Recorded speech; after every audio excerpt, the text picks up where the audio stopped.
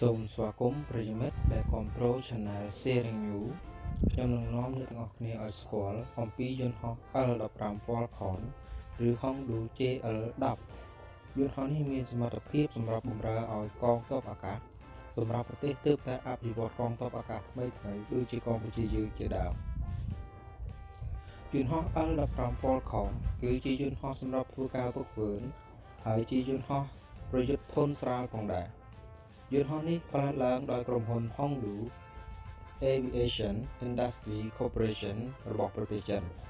ហើយបច្ចុប្បន្ននេះវាកំពុងដាក់ឲ្យបម្រើការនៅក្នុងជួរកងទ័ពរំដោះប្រជាជនចិន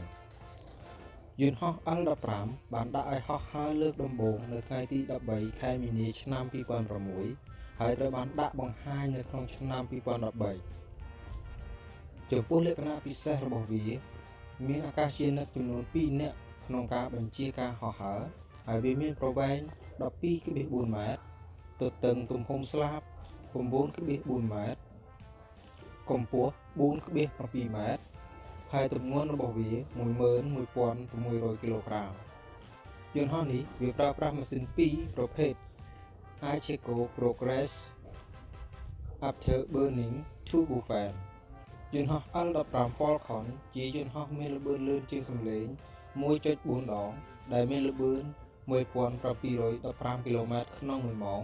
ហើយវាអាចហោះហើរក្នុងរយៈចម្ងាយរហូតដល់ 2600 គីឡូម៉ែត្រចំពោះការបំពាក់គ្រឿងស្ពាយវុធយន្តហោះនេះវាអាចផ្ទុកចំនួនបាន 3500 គីឡូក្រាម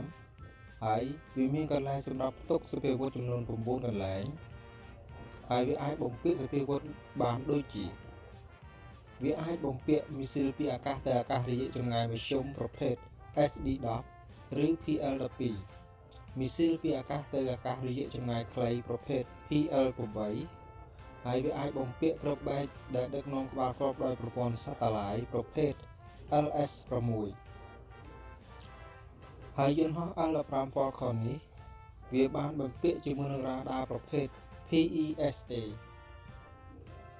ចំពោះប្រទេសដែលមានយន្តហោះ L15 Falcon នេះប្រើប្រាស់រួមមានប្រទេសចិនមានជាង62គ្រឿងក្នុងនោះកងទ័ពអាកាសរំដោះប្រជាជនចិនមានជាង50គ្រឿងហើយកងទ័ពជើងទឹករំដោះប្រជាជនចិនមាន12គ្រឿងហើយប្រទេសអេមីរ៉ាតអារ៉ាប់រ៉ូមបានបញ្ជាទិញយន្តហោះ L15 ចំនួន48គ្រឿងនៅក្នុងឆ្នាំ2022ហើយចិនលក់ឲ្យនៅក្នុងតម្លៃ$10 លានទៅ$15 លាននៅក្នុងមួយគ្រឿង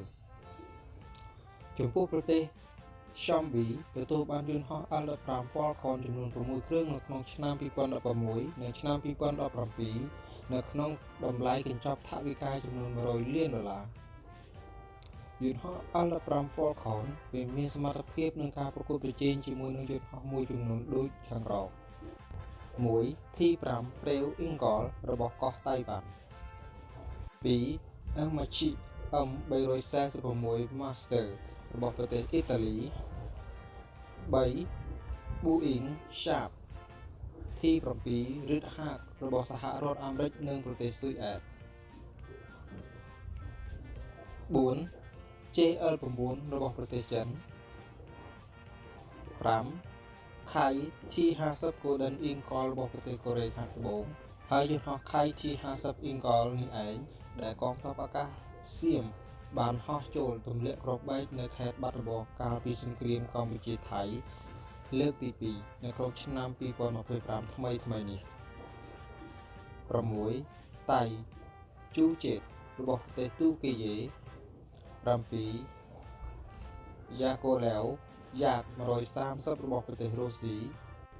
យន្តហោះទាំងអស់នេះហើយគឺជាគូប្រជែងរបស់យន្តហោះ L15 Falcon ខ្ញុំបាទសូមអរគុណចំពោះការទស្សនាវីដេអូតាំងពីដើមរហូតដល់ចប់ជួបគ្នានៅវីដេអូក្រោយៗ